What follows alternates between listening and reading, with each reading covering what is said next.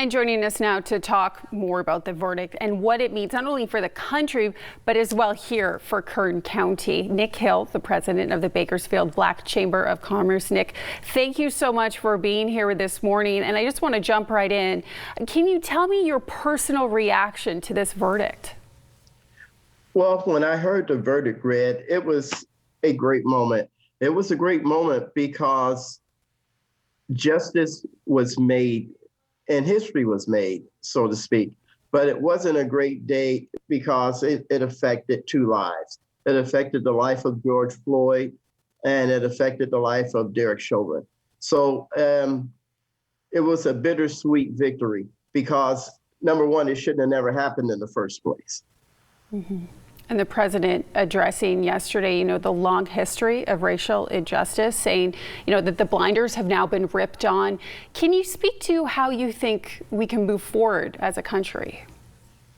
Of course, and it was like the NAACP President Patrick Jackson said, it's going to take legislation. It's going to take legislation to make it a crime to abuse African Americans like it's been systemically been done for years, and this is a mindset, it's not a training thing, it's a mindset, and because we know for a fact, that police officers can control themselves. They know they've been in training. So it's not a training issue. It's not an education issue. It's a mindset. And if they make up in their mind that they're going to abuse someone, there's no amount of training in the world that's going to stop that. So, but if we put legislation on the books and make it a crime, if they just unjustly shoot an African American, or not even African American, just a person in general, or just abuse them. And like I said, you can't put too many restraints on a police officer, but we all know what's right and we all know what's wrong. Yeah, and I just want to piggyback off that point. The House passed the George Floyd Justice in Policing Act, but it has been stalled out in the Senate. It would ban chokeholds and also make it easier to pursue claims in civil court. Do you think that this will help at all? Well, yeah, it would help as far as a monetary thing, but, it won't bring a person's loved one back. And that's the main goal here, is to make sure that we don't lose this person, just like if they get stopped for a traffic citation or things like that. Normally, if an African American gets stopped for a traffic stop, sometimes they lose their life, but that's not the case, if you're not African American. And so that needs to change, and if you can control yourself when you're at a traffic stop where you're dealing with a person that's not of color, then you should be able to control yourself when you're making a traffic stop of a person of color. And it's not a thing whereas, they don't understand the difference. So, it's just a mindset, I think. And no, it is not a training issue. Yeah, and we all have a role to play in this. Yesterday, we saw people of all races across this country gathering on the streets and coming together. What message do you want to send to people here in Bakersfield, to step up and do their part in order to move this forward?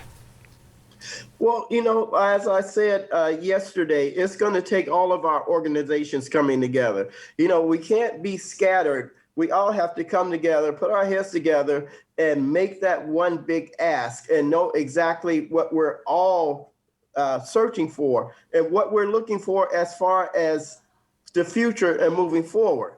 Until we do that, we're still going to continue to be scattered. But we need to come together, figure out that exact thing that we need to get accomplished as far as legislation, as far as just policing in the community and everything else involved. And once we figure that out, then we go to our legislators, whether it be state or federal, and we ask them to put this law on the books and make it a crime. And that way, it will put police departments all over this nation on alert to make sure that they continue to do the right thing. Have you, spoken to various members of the Black community here in Bakersfield since that verdict? And if so, I'm guessing you have. What does this mean to them and their families? Well, what this means is that it's a step forward in the right direction, but we still have a long way to go. We know that, with the conviction of Derek Chauvin, that's a positive move for the African American community as far as putting a clamp down on this abusive nature, that's been in our police departments. But the word is we still have a long way to go. We're just hitting the surface. We're just scratching the surface here as far as equality and systemic justice. And so we have to keep this fight going. We cannot rest on our laurels right now.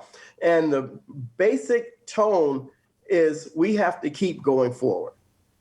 Yeah, we certainly do. And on that note, my final question to you, are you hopeful for change? Oh, I'm always hopeful. I think that, during this day and age, the more we see going on, the more hope that we have that we can put an end to this systemic racism. And I think that collectively, we can get this done. Nick Hill, the president of the Black Chamber of Commerce, thank you so much for your perspective this morning. Thank you so much.